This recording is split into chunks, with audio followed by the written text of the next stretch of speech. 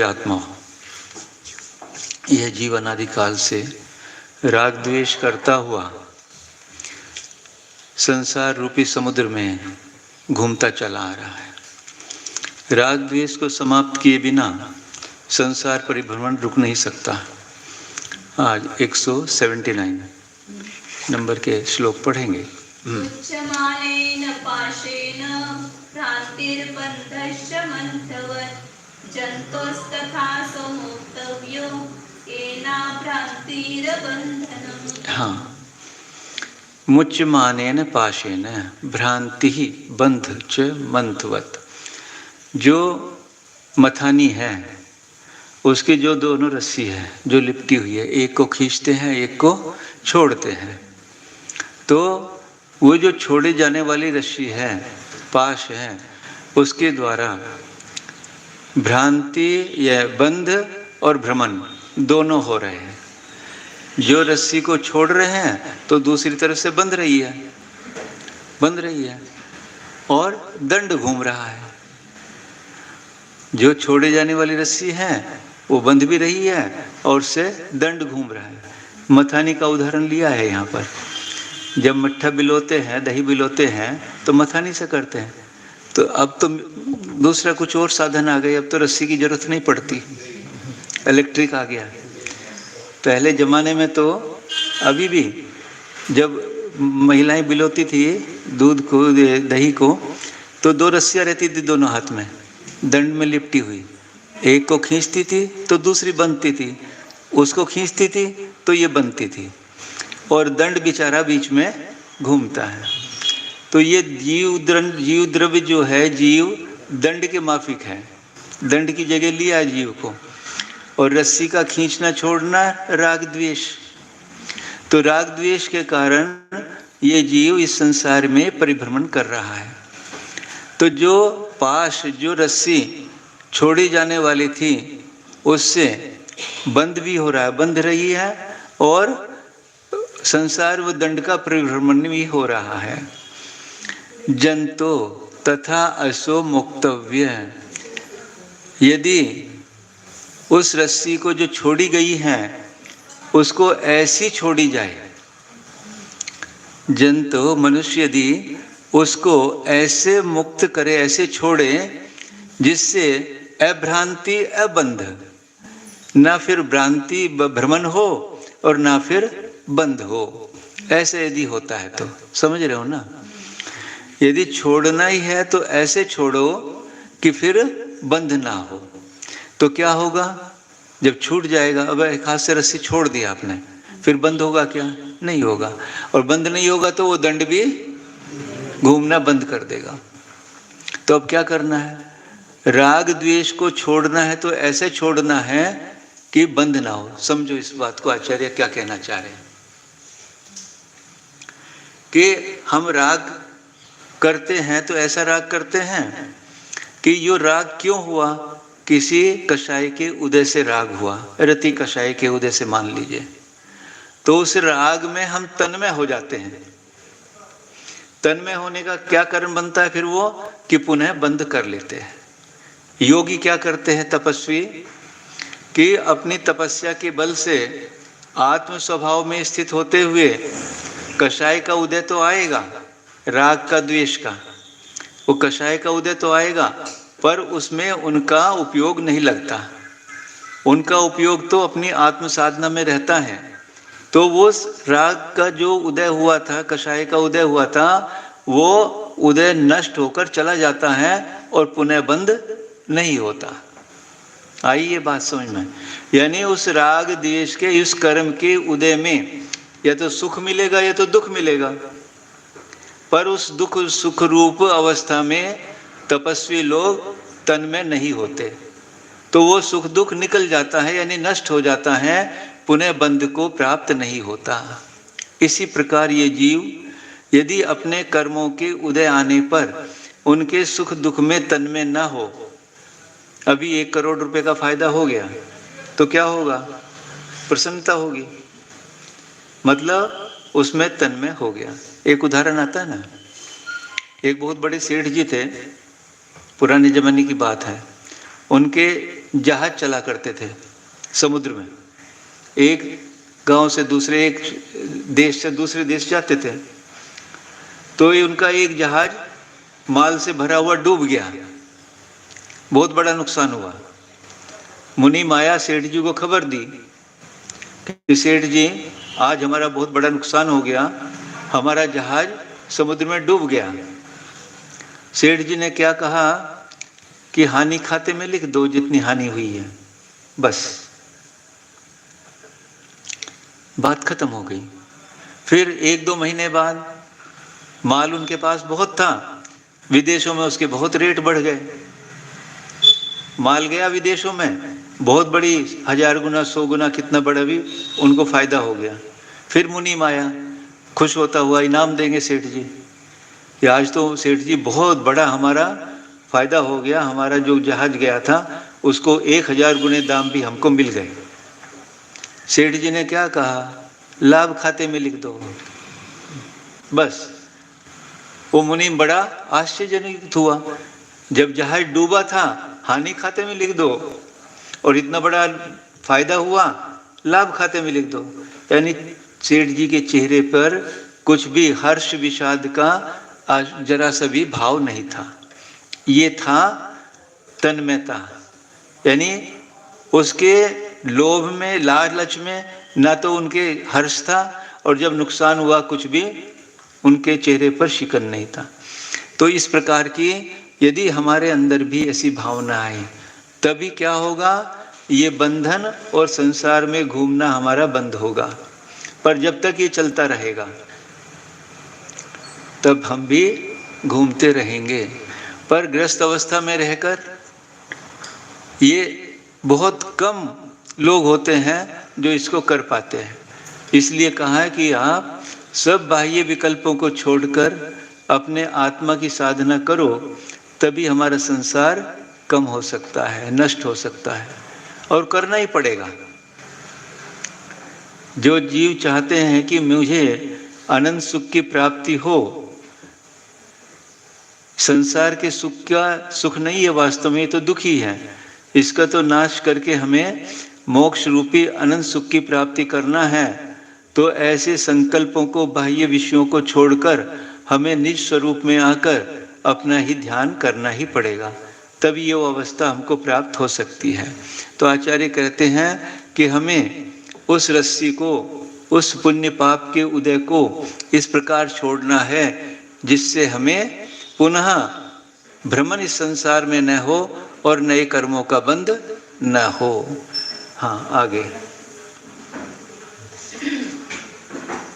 रागद्वेष कृताभ्यां जन्तुर्बन्धप्रवृत्तिभ्यां तत्त्वज्ञान कृताभ्यां ताभ्यां अन्वेक्षते मोक्षः। हाँ,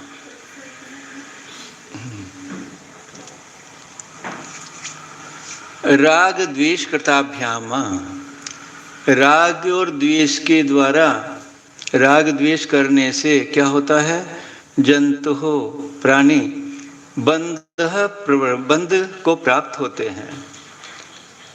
राग द्वेष करेंगे तो क्या होगा, तो क्यों करते हो फिर?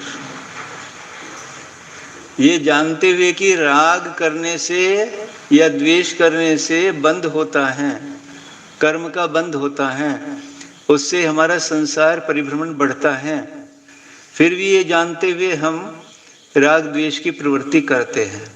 क्यों करते हैं? क्योंकि हमारे अनादिकाल के संस्कार ही ऐसे बने हुए हैं।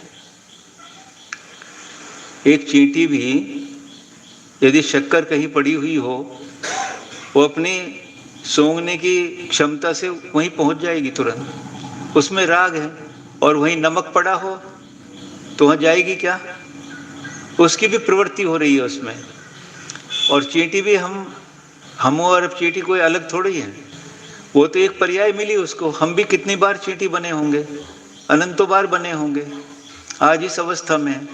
तो वहाँ पर उस अवस्था में तो राग द्वेष रूपी विकल्प को नष्ट नहीं किया जा सकता, क्योंकि ऐसी बुद्धि ही नहीं वहाँ पर। पर आज हमें ऐसा विवेक प्राप्त हुआ है इस मनुष्य पर्याय में कि आज हम वो नष्ट कर सकते हैं। परंतु वो भी नहीं हो पा रहा, क्योंकि अभी हमारा वो विवेक जागृत ही नहीं है, वो प्रज्ञा छेनी अभी हमारी जागृत नहीं है जो राग और द्वेष को हम नष्ट कर सके, यानी साम्य भाव। और साम्य भाव अभी बताया था प्रवचन सार में, किसका लक्षण है? एकाग्रता का। और एकाग्रता किसको होती है? श्रवण को। तो यदि अभी हम श्रवणपना अंगीकार करें और ऐसा साम्य भाव रखें तो हमें क्या होगा? राग द्वेष की निवृत्ति हो जाएगी। अभी क्या होता है? प्रवृत्ति, और राग द्वेष के द्वारा की गई जो प्रवृत्ति है उससे इन जीवों को बंध होता है। और उससे निवृत्ति से क्या होगा? अवृत्तिभ्याम, यानी उससे निवृत्ति होने से, राग द्वेष रूप प्रवृत्ति से निवृत्ति होने से। देखो, जब जब भी हम बाह्य में रहते हैं, जब जब भी हमारा उपयोग बाह्य में रहता है तो क्या होता है? कर्म बंद होता ही है। इस सिद्धांत को अपने अंदर उतार लो। कहते ना, गांठ बांध लो। जब जब भी हमारी प्रवृत्ति बाह्य में होगी, कर्म बंद होगा ही होगा। क्यों होगा? कि हम बाह्य में हैं। और जब हमारे बाह्य से हटकर, यानी बाह्य की प्रवृत्ति से निवृत्ति जब हो जाएगी और अपने आत्म स्वरूप में हमारी प्रवृत्ति हो जाएगी तो कर्म बंद होगा ही नहीं। पहली बात तो संवर होगा, कर्म का बंद होगा नहीं, और दूसरे पुराने कर्म जो बंधे हुए हैं उनकी निर्जरा भी हो जाएगी। तो अवृत्तिभ्याम, जो अभी राग द्वेष जन्य प्रवृत्ति हो रही थी हमारी, उससे निवृत्ति होने से, और तत्व ज्ञान कृताभ्याम, और तत्व ज्ञान के द्वारा जो निवृत्ति है उससे, ताभ्याम, ताभ्याम माने उनकी, किनकी? राग द्वेष की। ताभ्याम एव वक्ष्यते मोक्ष। जब हमारी राग द्वेष से निवृत्ति हो जाएगी, वो कैसी होगी? तत्व ज्ञान से की हुई। तत्व ज्ञान बोले तो आत्मज्ञान, या तत्व ज्ञान यानी अपने आत्मज्ञान से परद्रव्यों को अलग जानते हुए। जब परद्रव्यों से हमारी निवृत्ति हो जाएगी और आत्मद्रव्य में प्रवृत्ति हो जाएगी, तब उनकी राग द्वेष आदि जो दोष हैं उनकी निवृत्ति हो जाएगी, तो उसी को मोक्ष कहते हैं। मोक्ष कोई अलग चीज नहीं है। राग द्वेष रूप प्रवृत्ति से, राग द्वेष रूप प्रवृत्ति से जो संसार परिभ्रमण हो रहा है उससे छूटना ही मोक्ष है। यानी हमारी राग द्वेष रूप प्रवृत्ति यदि नष्ट हो जाए, देखो क्या चल रहा है, जो हमको इष्ट है उसमें राग है, जो अनिष्ट है उससे द्वेष है। तो कोई भी वस्तु न इष्ट है न अनिष्ट है, ऐसा है क्या? वस्तु अनिष्ट या इष्ट नहीं है, हमारा जो परिणाम है, हमारा जो सोचना है उस वस्तु के प्रति, वो इष्ट या अनिष्ट है। देखो, यदि सर्दी आती है तो रजाई कैसी लगती है? क्विल्ट कैसा लगता है? बहुत अच्छा लगता है। और गर्मी के दिनों में उसको तो कपाट में रख दो अंदर, देखने की भी इच्छा नहीं होती।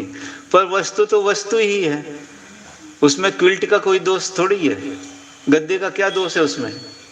हमारी उसमें जो प्रवृत्ति है, सर्दी के दिनों में हमको इष्ट लग रही है, गर्मी के दिनों में अनिष्ट लग रही है। एक ही वस्तु देखो, विष्टा कैसी होती है, इष्ट या अनिष्ट? विष्टा नहीं समझे? इष्ट है या अनिष्ट है? हाँ, विष्टा यानी लैट्रिन, वो शौच, यह विष्टा ना इष्ट है ना अनिष्ट है। क्यों? कि जिसको वो इष्ट है, दूसरे को किसी को इष्ट भी है, वो जिसको हमें, जो वस्तु हमें अनिष्ट है वो दूसरे का भोजन भी है। जो आपको अनिष्ट लग रही है विष्टा, वो सुअर के लिए क्या है, उसका इष्ट है। तो वस्तु ना तो इष्ट है ना अनिष्ट है, हमारा जो उसमें सोचने का व्यापार है, हमारी बुद्धि का व्यापार है, वही इष्ट या अनिष्ट है। कोई देखो घर में कोई दो बात कह देता है तो कैसे लगने लगता है, अनिष्ट लगने लगता है, और कोई बात अच्छे प्यार से कह देता तो वही हमको इष्ट लगने लगता है। वस्तु तो वही है, केवल हमारी बुद्धि ने उसमें इष्ट अनिष्टपना कर लिया है। इस तरह से राग और द्वेष जो हमारे अपने आत्मा के परिणाम रूप हैं, जिसमें किसी वस्तु में राग किसी वस्तु में द्वेष, ये हमारे ही परिणाम है, इन्हीं के कारण हमारा संसार चल रहा है। यदि ये परिणाम हमारे हट जाएं, हम प्रत्येक वस्तु को साम्य रूप से देखने लगें, तो क्या हो जाएगा, हमारी आत्मा में प्रवृत्ति हो जाएगी, बाह्य विषयों में हमारी प्रवृत्ति जाएगी नहीं, तो हम कर्म बंधन से छूटकर मोक्ष को प्राप्त कर सकते हैं। हाँ, 181 नंबर। द्वेषानुराग बुद्धि गुण दोष कृता करोति खलु पापम तद विपरीता पुण्यम तद भय रहिता तयोर मोक्षम। हाँ, यही बता रही यही बात कि द्वेष बुद्धि और अनुराग बुद्धि, अपनी बुद्धि में क्या चल रहा है, द्वेष या अनुराग, राग या द्वेष, यानी कैसी है, गुणों के विषय में की गई द्वेष बुद्धि और दोष के विषय में की गई अनुराग बुद्धि। इनसे क्या होगा, इनसे बंध ही होगा, पाप का ही बंध होगा। पाप खलु करोति खलु पापम, कैसे, यदि गुण के विषय में हमें द्वेष होगा और दोष के विषय में अनुराग होगा, यानी पाप करने में हाँ अनुराग प्रीति होगी और दोष ये गुणों में द्वेष होगा, तो क्या होगा, इनसे इस बुद्धि करने से, इस प्रकार के करने से परिणाम पाप का ही। हाँ, संयम के बारे में द्वेष होता है, हाँ, और अव्रता में अनुराग होता है। हाँ, गुणों में द्वेष और हाँ, दोष में अनुराग। हाँ, तो इससे क्या होगा, पाप का ही बंद होगा। कैसे है ना, संयम क्यों करना है, तो आउटडेटेड चीज है। आजकल देखो बंबई ऐसी जगह में जहाँ मशीन बना हुआ है आदमी, जिसको धर्म कर्म करने का टाइम ही नहीं है, सुबह 6 बजे वाली पकड़ेगा, रात को 11 बजे तक आएगा, फिर क्या करेगा, यानी उसको ये सब चीजें आउटडेटेड लगने लगी। माँ बाप तो कैसे लगने लगे, ओल्ड फर्नीचर की तरह, जैसे बाहर रख दो उनको, माँ बाप तो ऐसे लगने लगे। तो क्या है, इस तरह से कि जैसे उपवास करना है, यानी संयम धारण करना है, वीतरागता प्रकट करनी है, नहीं नहीं ये हमसे नहीं होगा। और अभी कह दो दूसरे काम कुछ, हाँ, उनमें उसकी प्रीति, दोष में उसकी प्रीति उत्पन्न होती, तो क्या होगा, उससे पाप का ही उपार्जन होगा, कभी संसार उसका समाप्त नहीं हो सकता। और इसके विपरीत, यानी गुणों में अनुराग करेंगे और दोष से द्वेष करेंगे, तो क्या होगा, पुण्य का बंध होगा, वो भी संसार का ही कारण है। ऐसा करना भी संसार का ही कारण है। तद विपरीता पुण्यम, कैसे कि अभी हम तपस्या कर रहे हैं, मुनि बने हैं, आज पंचम काल में शुद्धोपयोग की स्थिति बहुत कम बन पाती है, शुभोपयोग में रहते हैं, तो पुण्य का ही बंध है ये भी। तो इससे भी क्या होगा, ये भी संसार का ही कारण है। द्वेष करना भी संसार का कारण है, राग करना भी संसार का कारण है, यानी पुण्य भी संसार का कारण है, पाप भी संसार का कारण। फिर क्या करें, कुछ तो करना है ना। तो आचार्य कहते हैं, इन दोनों से रहित, जहां पुण्य का भी बंध ना हो, पाप का भी बंध ना हो, इस तरह से एक ही अवस्था आती है, आत्म स्वरूप में स्थित हो जाना। ना उससे पुण्य बंद होगा ना पाप बंद होगा, तो वो अवस्था ही तयोः मोक्षम, वही अवस्था मोक्ष को देने वाली है। अब मान लीजिए हम 24 घंटे जैसे अशुभ में रहते हैं, बाह्य कार्यों में रहते हैं ना, बाह्य कार्यों में कुछ पुण्य भी हो सकता है, कुछ पाप भी। वैसे तो देखा जाए सभी बाह्य कार्य पाप रूप ही है। कुछ भी, कोई भी ले लो, सब पाप रूप ही है, यानी अशुभ ही है। तो उनसे निकल के जब हम भगवान की भक्ति करते हैं, भगवान के गुणों का गुणवाद करते हैं, पूजन करते हैं, भगवान का अभिषेक करते हैं, शास्त्र स्वाध्याय करते हैं, हाँ, देवों को गुरुओं को आहार देते हैं, तो क्या होता है? पुण्य बंद होता है। तो उस पाप रूप प्रवृत्ति से तो ये पुण्य रूप प्रवृत्ति अच्छी है, क्योंकि पाप तो किसी तरह से भी करने योग्य नहीं है। तो उससे अच्छा तो ये है, पर तो इसमें भी नहीं अटकना। इसी में अटक गए तो पुण्य रूप अर्जन करके संसार में ही परिभ्रमण करना पड़ेगा। हमारा लक्ष्य क्या रहना चाहिए कि अब हम बस केवल थोड़ी देर अपनी आत्मा का ध्यान करें। बहुत देर उसमें टिक नहीं पाएंगे, क्योंकि अभी वैसी सामर्थ्य नहीं है अधिक देर रुकने की। तो अधिक देर जब उसमें नहीं रुक पाते तो क्या करने योग्य है? शास्त्र स्वाध्याय करना है, अन्य जो भगवान की भक्ति करना है, इस कार्य में लगना चाहिए। जब उसमें नहीं बहुत देर रुक पाए तो फिर आत्म ध्यान करो, यानी बाह्य पाप रूप कार्य है उनमें से अपनी बुद्धि हटाकर हमें इसमें लगना चाहिए। और जब इन दोनों से भी रहित हो जाएंगे, ऐसी अवस्था आएगी शुद्धोपयोग की, तो वही हमको मोक्ष रूप अवस्था को दे पाएगी।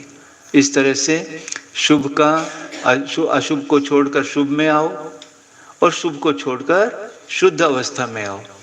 अशुभ से आप सीधे शुद्ध में नहीं आ सकते। आ सकते क्या?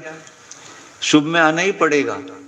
और शुभ में आकर भी लक्ष्य क्या रखना कि ये भी मेरे करने योग्य नहीं है, क्योंकि मेरी आज सामर्थ्य इतनी नहीं है कि मैं बहुत अधिक देर शुद्धोपयोग में रह सकूं, इसलिए मुझे ये करना पड़ रहा है। अनंत भगवान भी जब पर दिखाई देने लगे, अनंत मेरे है क्या? वो भी परद्रव्य है, जीव द्रव्य है ना, वो भी मुझसे बिल्कुल भिन्न है। उन्होंने अपने अनंत चतुष्टय को प्रकट करके मोक्ष को प्राप्त कर लिया है। बस इतना ही तो है। मैं अभी इधर ही पड़ा हुआ हूं। तो मेरा लक्ष्य क्या करना है कि मुझे उस पद को प्राप्त करने के लिए, उस अवस्था को प्राप्त करने के लिए अशुभ तो छोड़ना ही है, शुभ भी जो पुण्य के कार्य हैं उनको भी छोड़कर अपने शुद्धोपयोग रूप अपनी आत्मा का ध्यान करना है। हाँ, आगे। मोह बीजात् प्रतिद्वेषो बीजान्मूलांकर पुरोहिव तस्मात् ज्ञानं निनादायं तदेतो निर्तितिक्षुणा। हाँ, मोह बीजात् क्या है? अनादि काल से इतना संसार परिभ्रमण हमारा हो रहा है, उसका बीज क्या है, उसका मूल क्या है? अभी आप डॉक्टर के पास जाते हो, बस डॉक्टर साहब मुझे ये रोग हुआ है, दवाई दे दो, दवाई दे देते हैं। We find the remedy of the disease, we don't find the cause of the disease. ये बीमारी हमें हुई क्यों है, उसका कारण क्या है, ये नहीं खोजते हम। बस हमको दवाई मिल जाए, उसका हमारा निदान हो जाए, ये खोजते हैं। परंतु जो कॉज है, जो मूल कारण है, वो नहीं खोजते। तो आचार्य क्या कह रहे हैं कि मोह यानी मिथ्यात्व इस जीव का संसार में परिभ्रमण करने का बीज है। मिथ्यात्व क्या हुआ? जो वस्तु जैसी है उसको वैसी नहीं देख रहे। आज हम इस अवस्था में हैं, मनुष्य पर्याय में हैं, तो इसको ऐसा ही मान रहे। जब चींटी के पर्याय में जाते वैसा मानने लगते हैं। यही तो मिथ्यात्व है। या ये सारे घर वाले किसके हैं? मेरे ही तो हैं। रुपया, धन, पैसा, मकान, गाड़ी सब किसकी है? बेटा किसका है? किसका है? मेरा ही तो है। पत्नी किसकी है? मेरी तो है। ये सब में जिसमें ममत्व पना है, मैं पना है, ये सब हमारा मिथ्यात्व। कभी उनको अलग करके नहीं देखते। मेरा तुझसे कुछ भी संबंध नहीं। तुझसे तो क्या संबंध होगा जब मेरा इस शरीर से ही संबंध नहीं है, तो बाह्य वस्तु दिखने वाली जो बिल्कुल भिन्न हमको दिखाई दे रही हैं, उनसे हमारा क्या संबंध हो सकता है? परंतु हमारी दृष्टि उस तरह की नहीं है। सब में अपनत्व, सब में अपनापन। जरा सा दूसरे को कुछ हुआ नहीं, समझो मुझे ही कुछ हुआ। बेटे को बुखार हुआ, उसको उतनी पीड़ा नहीं जितनी माँ को पीड़ा होती है, क्योंकि उसमें ऐसा मोह, ऐसा अपनत्व लगा हुआ है। एक हॉस्पिटल में 2 बच्चे हैं। आज डॉक्टर की सारे उदाहरण आ रहे हैं, डॉक्टर सामने बैठे हैं ना। 2 बच्चे एक वार्ड में एक ही रूम में हैं, दोनों को एक ही बीमारी है। दोनों के जो अटेंडेंट हैं अलग अलग बैठे हुए हैं। वो अपने के बच्चे के पास बैठा, ये अपने बच्चे के पास बैठा। एक डॉक्टर आया, दूसरे बच्चे को देखा उसने, वही बीमारी थी। उसने देखने, चेकअप करने के बाद निर्णय दिया कि ये 10-5 मिनट का मेहमान है। वो तो परेशान हो गए जिनका बच्चा था। दूसरे लोग भी बैठे थे जो अपने बच्चे को लिए बैठे थे, वो भी सुन रहे थे। अब थोड़ी देर बाद डॉक्टर फिर आया हॉस्पिटल में, उसी रूम में। उनके बच्चे को भी देखा, उसको भी वही जवाब दिया कि ये भी 10-5 मिनट का मेहमान है, इसको कोई बचा नहीं सकता। अब दोनों बच्चों के बारे में वही निर्णय, वही डॉक्टर। जब पहले बच्चे को जब ये कहा कि ये 10-5 मिनट का मेहमान है, दूसरे के बच्चे को, तो इनको कुछ वेदना हुई क्या? और जब इन्हीं बच्चे इसके बच्चे को ही कहा तो इनकी क्या हालत हुई होगी? ऐसा क्यों? क्योंकि पहले बच्चे में उतना मोह नहीं था, उतना क्या कितना भी नहीं था, बस एक पेशेंट है। और जब मेरे बच्चे को कहा, क्यों हुआ ऐसा? कि उसके अंदर मोह की बहुत अधिक तीव्रता थी। तो इस मोह के कारण, ये मोह ही बीज है किसका? रति द्वेषो, राग और द्वेष उत्पन्न करने का ये बीज है। कैसे बीज है ये? जैसे बीज से अंकुर उत्पन्न होता है, मूल अंकुरायु, मूल से अंकुर उत्पन्न होने की तरह।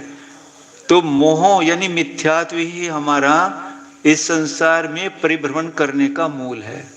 डॉक्टर साहब, अब छोड़ो मिथ्यात्व को, अब छोड़ो इस मोह को।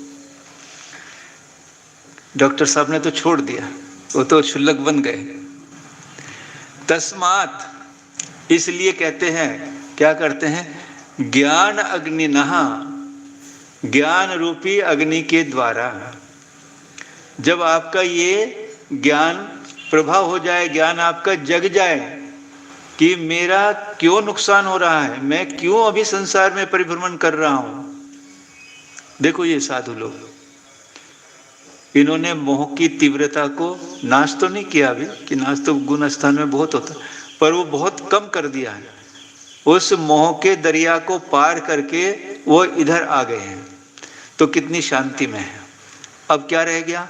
बाह्य द्रव्यों से जो परिग्रह था, धन दान दासी दास कुप्य भांड स्त्री वगैरह सब को छोड़कर अब केवल इस शरीर रूप परिग्रह में बस इतना बचा है। बाह्य से तो कोई इनको ममत्व नहीं है। तो इन्होंने ज्ञान रूपी अग्नि से बाह्य परिग्रह को छोड़कर अब इसको भी तद एतो निर्दिधिक्षुणा, इसको पूर्ण रूप से नष्ट करने के लिए, दग्ध करने के लिए, कौन से मोह रूपी बीज को नाश करने के लिए। जब बीज को जला दोगे तो फिर थोड़े उग पाएगा वो। ऐसे जो मोह है, मिथ्यात्व है, इस बीज को जलाने के लिए कैसे जलेगा? ज्ञान की अग्नि से। जब ज्ञान प्रकट हो जाएगा, ज्ञान रूपी अग्नि प्रकट हो जाएगी, तो ये मोह रूपी बीज बच नहीं पाएगा। और जब मोह का नाश हो जाएगा तो समझो संसार का भी नाश हो जाएगा। कहते ना कि भले ही अभी हम मिथ्यात्व को नाश करके सम्यक्त हमारे उत्पन्न हो गया, यदि एक बार भी सम्यक्त उत्पन्न हो गया और उत्पन्न होके वो छूट भी गया, चिंता मत करना, बहुत बड़ा काम हो गया। सम्यक्त उत्पन्न होकर छूट भी जाए तो अब उसका संसार काल निश्चित हो गया। अब उसको असंख्यात पुद्गल परावर्तन करने की जरूरत नहीं पड़ेगी, उसको केवल अर्ध पुद्गल परावर्तन मात्र काल उसका संसार का रह गया, निश्चित हो गया। और यदि एक बार भी सम्यक उत्पन्न नहीं हुआ तो उसकी तो कुछ भी बस गारंटी नहीं है, वो तो भी कितना भी पुद्गल परावर्तन कर सकता है। तो बस अब इस पर्याय को पाकर, ये मनुष्य पर्याय क्यों मिली है कि बस इस पर्याय में अब हम देव शास्त्र गुरु के प्रति श्रद्धान करके, ये तो व्यवहार सम्यक, और अपनी आत्मा को बिल्कुल सब परद्रव्यों से भिन्न करके ऐसा सच्चा सम्यक श्रद्धान हमारे अंदर उत्पन्न हो जाए, ऐसा सम्यक दर्शन उत्पन्न हो जाए कि हमारा अनंत भाव अब चुल्लू भर पानी की तरह थोड़ा सा रह जाए। ये तभी संभव है जब हमारे सम्यक की उत्पत्ति हो जाए, और ये कोई इस पर्याय में बड़ी बात नहीं है। यदि अब ऐसा कर सकते हैं तो जैन कुल पाना, भगवान महावीर स्वामी का कुल पाना, देव शास्त्र गुरु का सानिध्य पाना और देव शास्त्र गुरु के रूप अनुकरण करना और संयम धारण करना सबसे बड़ी बात है। संयम धारण करना जो बहुत दुर्लभ है, इसको प्राप्त करके इस मनुष्य भाव को हमें सार्थक करना चाहिए। बोले आचार्य गुरुदेव सुंदर सागर जी महाराज की जय। जावानी के ज्ञान से सूझे लोकालोक, सोवाणी मस्तक नमो सदा देत हो धोख। देव भजो अरिहंत नित गुरु से